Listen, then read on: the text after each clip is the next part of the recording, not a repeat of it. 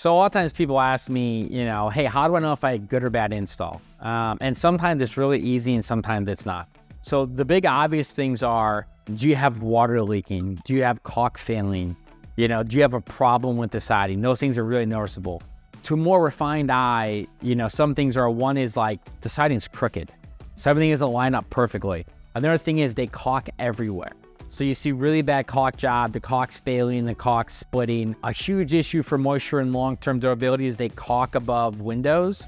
You never want to caulk above windows. You never want to caulk seams. So if you've ever seen an installer caulking in between the seams or on top of your trim, they have no idea what they're doing. The siding's going to fail. Another really easy way to look at it is how much clearance do they give you from a roof line or from like gravel or dirt or mulch. So a lot of installers put their siding nice and tight down the roof.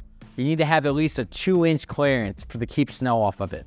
If you take your siding all the way down to like a deck or to a patio, you're gonna have moisture issues there because snow's gonna accumulate. It doesn't melt right away. And you're gonna have major issues there. So sometimes it's really easy to see good or bad siding. And sometimes what's gonna happen is siding will look pretty good for 2, 3, 4 years, but you start caulking, the caulk starts to fail, or you put siding nice and tight to roof line, it's inevitable you're gonna have a problem. So even though you can't see it today, it's a ticking time bomb. Another sign of poor installed siding is you see the board kind of clapping up. So it's nailed really high on top of the plank. And when you get a big windstorm, you hear it kind of clapping and making noise.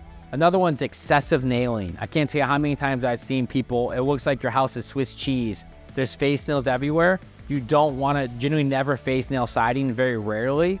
Another one is bad touch-up. So most manufacturers send a touch-up kit that's like the size of a pinhead. And I've walked up the houses and you basically see like polka dots because the contractor caulked over all the nail heads and he painted it. And that caulk's not the same material as fiber cement or wood. And over time, it's gonna cause some huge problems. You're gonna see all kinds of fading on that.